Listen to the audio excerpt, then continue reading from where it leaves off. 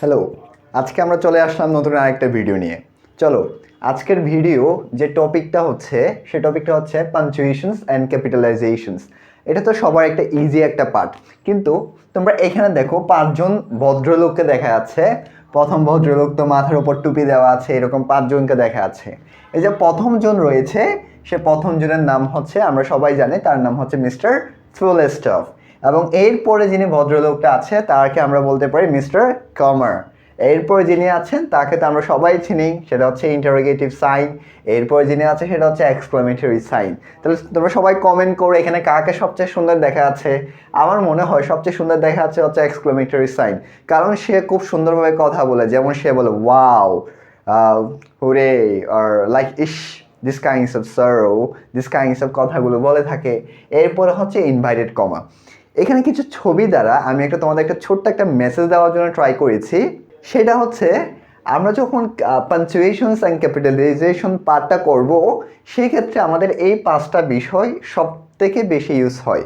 আমরা আজকে যে বিষয়টা সম্পর্কে জানবো, অর্থাৎ এই স্লাইডে আমরা যে বিষয় সম্পর্কে আলোচনা করব তা হচ্ছে ইউজ অফ কমা। আমরা কোথায় কোথায় কমা ইউজ করতে পারি আমরা সবাই জানি, তারপরে আমি চেষ্টা করব তোমাদের বেসিক কনসেপ্টগুলো একটু দেওয়ার জন্য। আমরা কমাটা কোথায় ইউজ করি দেখো, যখন কোনো একটা ঠিকানা লিখতে হয়। যেমন আমি যদি তোমাকে লিখি, আমি এখন যে জায়গায় বসে ভিডিও শ্যুট করতেছি সেটা হচ্ছে আমাদের ঢাকা একটা ব্রাঞ্চে, তাহলে আমি এখানে লিখতে পারি সেটা হচ্ছে I am shooting the video, অর্থাৎ ঢাকা। এটা ঢাকার একটা রোড আমরা দিতে পারি, রহিম রোড, রহিম রোড আমরা এখানে লিখতে পারি কমা ঢাকা। অর্থাৎ একটু দেখতে হবে যখন আমরা কোনো একটা অ্যাড্রেস লিখি, যখন কোনো একটা ঠিকানা আমরা লিখি, সেই ঠিকানার ক্ষেত্রে আমরা কি ইউজ করে থাকি, কমা ইউজ করে থাকি। তাহলে আশা করি প্রথমটা বুঝতে পেরেছো। তাহলে এখন পরবর্তীতে যাই। যখন কোনো একটা নাম এবং সম্বোধন করা হবে, যখন কোনো একটা মানুষকে সম্বোধন করা হবে, অর্থাৎ ওনাকে নিয়ে কিছু কথা বলা হবে। যেমন আমি যদি বলি অ্যালেক্স কাম হিয়ার, আমার একটা সবচেয়ে একটা প্রিয় নাম সেটা হচ্ছে অ্যালেক্স। আমি অ্যালেক্সকে বললাম অ্যালেক্স কাম হিয়ার। এই যে অ্যালেক্স কাম হিয়ার বললাম, এই অ্যালেক্স কাম হিয়ারটা হচ্ছে কি একটা নাম, যেটাকে আমি কি করেছি, সম্বোধন করেছি। তাহলে এটা বুঝতে পেরেছো। এরপরের পার্টটা দেখো, সেটা হচ্ছে 3য় নম্বর। দেখো, আমরা অনেক সময় তারিখ লেখার সময় আমরা তারিখটা বিভিন্নভাবে লিখতে পারি। যেমন আমি যদি টাইমটা যদি প্রথমে দিতাম, সেই ক্ষেত্রে অনেক সময় কমা বসতো না, কিন্তু এই ধরনের যদি কোনো একটা তারিখ দেখো, সেই ক্ষেত্রে তোমাকে কি ইউজ করতে হবে, কমাটা ইউজ করতে হবে। এবং এর পরটা দেখো, অর্থাৎ কখনো যদি কোনো সেন্টেন্সে ওয়েল, ইয়ে, ওয়েল, নাও, ইয়াস, নো এই শব্দগুলো যদি কখনো শুরু হয়, দিয়ে শুরু হয়, মাথায় রাখতে হবে সে শব্দগুলো দিয়ে শুরু হলে সে এরপরে অবশ্যই কী হবে, একটা কমা হবে। তাহলে আমরা কিছু example, well you are great, তাহলে আমরা ওয়েল দিয়ে ইউ আর গ্রেট দিলাম, তাহলে ওয়েলের পর একটা কী হবে, একটা কমা হবে। এরপর সবার পরিচিত, আমরা যত ট্যাগ কোয়েশন শিখেছি, যার ট্যাগ কোয়েশনের ভিডিওটা দেখো নি, আমাদের একটা সিরিজ বানানো আছে আমাদের প্লে লিস্টে, সেখানে গিয়ে তোমরা ট্যাগ কোয়েশনের ভিডিও সিরিজটা দেখে আসতে পারো। আমরা ট্যাগ কোয়েশনের উপর অর্থাৎ ট্যাগ কোয়েশনের পরে সবসময় কি বসে, আমরা একটা কমা কি করি, ইউজ করি। এরপরে দেখো, সবচেয়ে ফ্যাক্টগুলো মাথায় রাখতে হবে। এগুলোকে বলা হয় বেশ কিছু কানেক্টর, অর্থাৎ এগুলোকে বলা হয় সাবঅর্ডিনেট কানেক্টর। যেই এগুলো যখন কখনো প্রথমে থাকে, অর্থাৎ ইফ, আনলেস, দো, অলদো, এগুলো যদি কোনো সেন্টেন্সের প্রথমে থাকে, সেক্ষেত্রে তোমাকে মাথায় রাখতে হবে এই একটা ক্লজ, এটা পুরো একটা ক্লজ। এই ক্লজের পর সবসময় আমরা কি বসাবো, একটা, এগুলোর পর আমরা একটা কি বসাবো, কমা বসাবো। এছাড়া অনেকগুলো কানেক্টর আছে। আমরা যেহেতু তোমরা ক্লাস 10-এ আছো, তোমরা কানেক্টর সম্পর্কে জানো। সেই কানেক্টরের পরপর যেমন আমরা হাউ এভার আর কনসিস্টেন্টলি, এই ধরনের কিছু কানেক্টর আছে। সেই কানেক্টরগুলোর পরে আমরা কি বসাই, আমরা একটা কমা বসাই। এরপর দেখো, আমরা অনেকে তো লিখি, আমরা অ্যাপ্লিকেশন লিখি বা লেটার লিখি।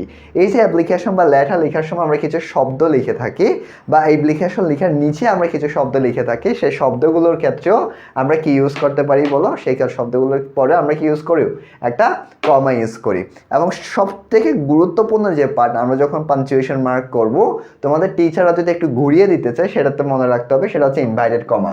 আমরা ইনভাইটেড কমাগুলো যদি আমি একটু এদিকে লিখি, যেমন এই ধরনের কিছু ইনভাইটেড কমা আছে, যে বিষয়টা আমরা ন্যারেশনে দেখি। যেমন he said that, he said, এই যে হি সেইডের পর আমরা সবসময় কি ইউজ করি, একটা কমা ইউজ করি যখন সেটা ডাইরেক্ট ন্যারেশনে থাকে।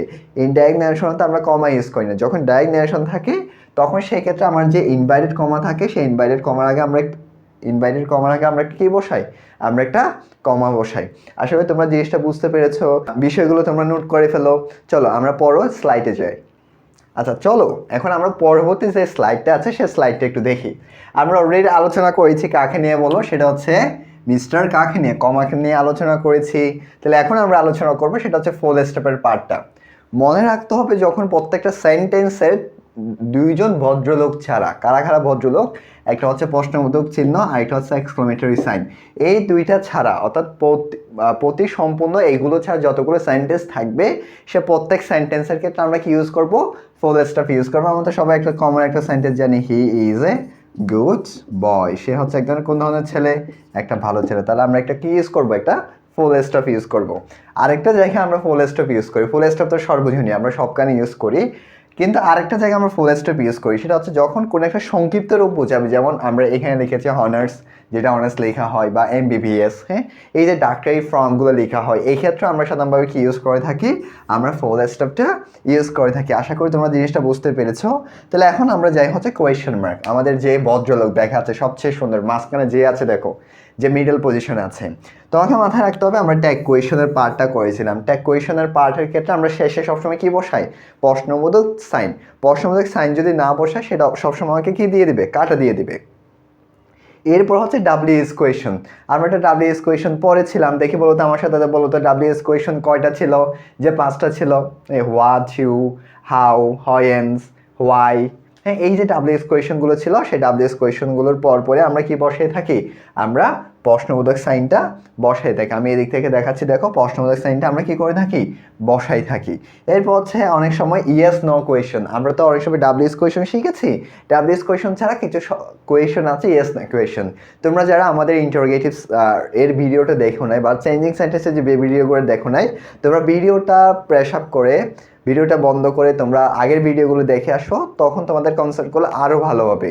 এরপর দেখো যখন do, did, does, have, has, যেগুলোকে বলা হয় ইয়েস নো কোয়েশনস, অর্থাৎ এই ধরনের কি যে অক্সিলারি ভার্বগুলো আছে, যেমন do you watched our video now, তুমি কি আমাদের ভিডিওগুলো দেখতেছো এখন, বা আমি যদি বলি did you watched our previous video, তুমি কি আমাদের প্রিভিয়াস ভিডিও দেখেছো, যে এই ধরনের যে সেন্টেন্সগুলোকে বোঝানো হয় সেই সেন্টেন্সগুলোর ক্ষেত্রে আমরা কি ইউজ করে থাকি, প্রশ্নবোধক সাইন ইউজ করে থাকি। তাহলে আমাদের এখন কয়টা পার্ট শেষ হলো, সেটা হচ্ছে আমরা ফুল স্টপ নিয়ে কথা বলেছি, আমরা কমা নিয়ে কথা বলেছি, এবং আমরা কাকে নিয়ে কথা বললাম, আমরা হচ্ছে ইন্টারোগেটিভ সাইনকে নিয়ে কথা বললাম। আশা করি পরবর্তী যে পার্টটা থাকবে, পার্ট 2-র মধ্যে আমরা এক্সক্লেমেটরি সাইন ভার্সেস আমরা কাকে নিয়ে কথা বলবো, ইনভাইটেড কমা।